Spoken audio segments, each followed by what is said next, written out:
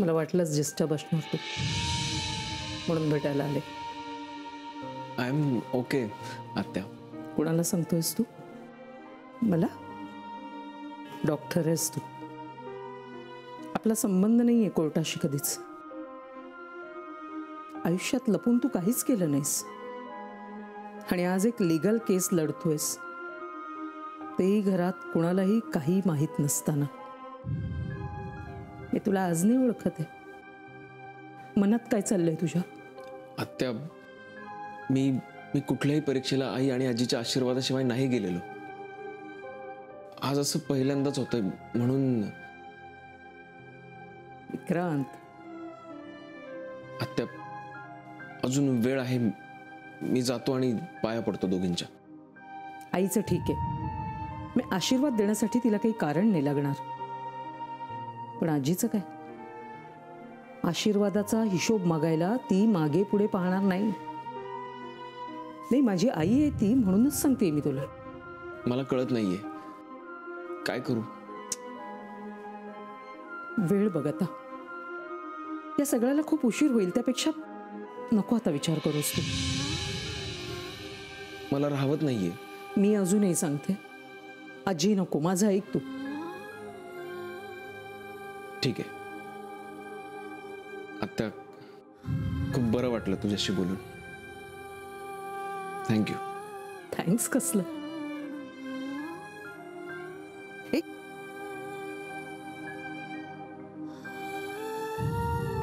सावकाश जा.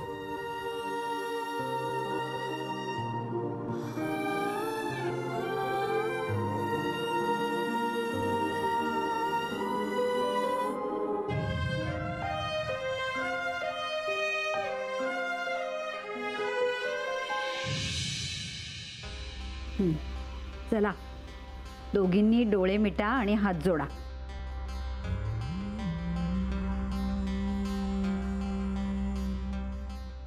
देवा, आज खूप महत्वाचा दिवस आहे. भेटायचंय ना? नाही, कारण ऑफिशियली आज पहिल्यांदा भेटतोय ना आपण. मानसीला सलीलला भेटायला जायचंय आणि मोनिकाला चेकअपसाठी. एका सहीनंतर सगळं सोपं झालंय. असं जर तुला वाटत असेल ना, तर तसं मी होऊ देणार नाहीये. माझ्याशी लग्न सोपं नव्हतं, मग डिवोर्स असा सोपा करून देईन, वाट बघ.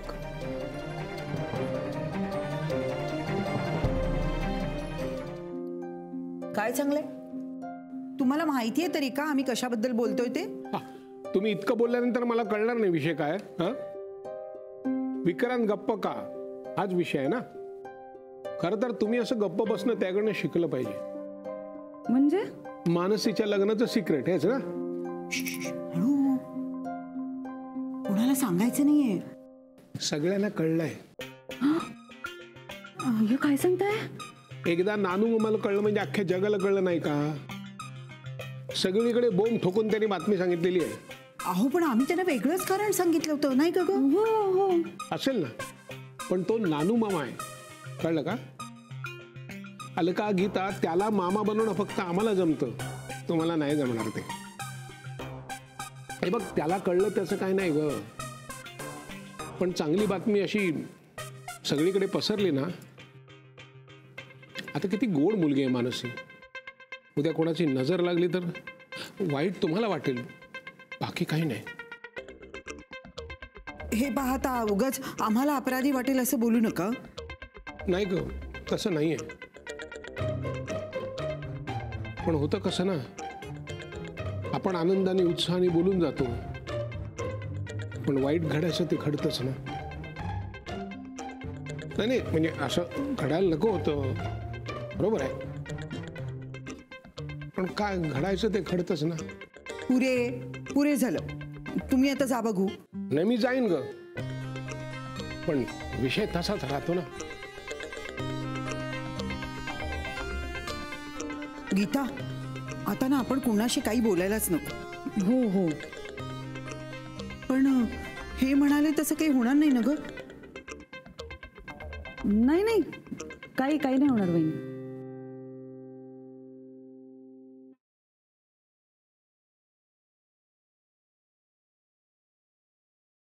विक्रांतचा मिस कॉल.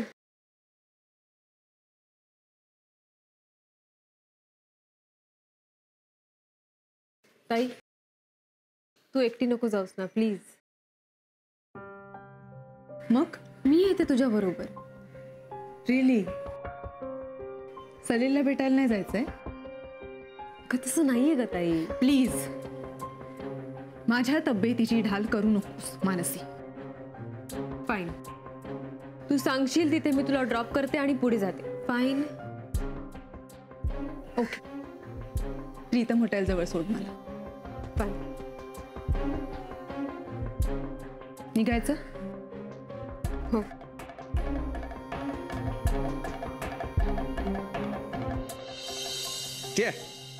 त्याच बातम्या असतात पेपरमध्ये.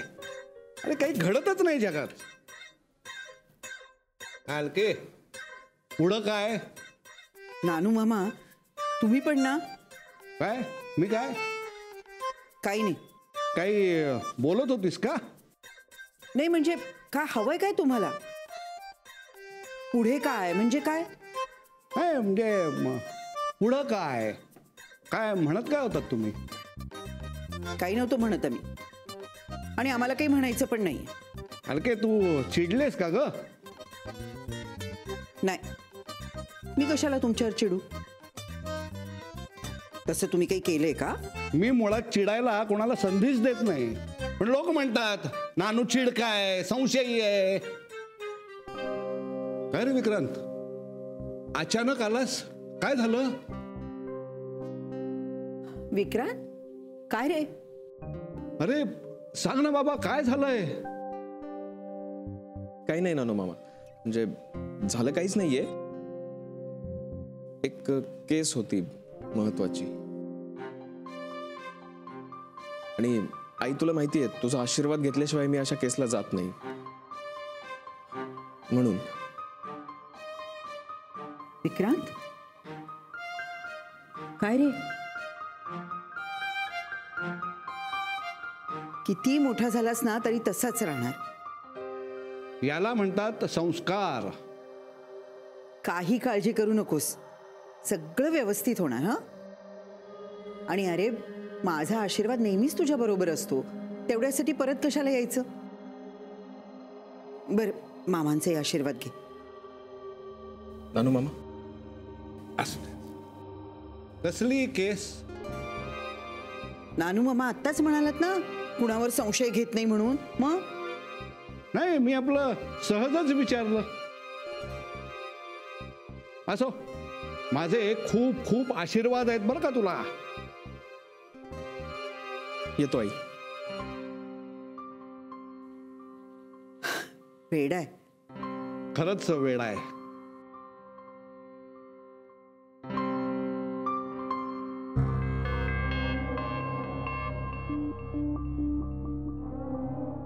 मोनिकाकडे जाऊन तिला विश करूया.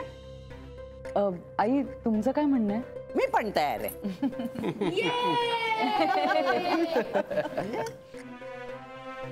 हो बरेच दिवस झाले सुनबाईंशी बोललो नाही आपण. चला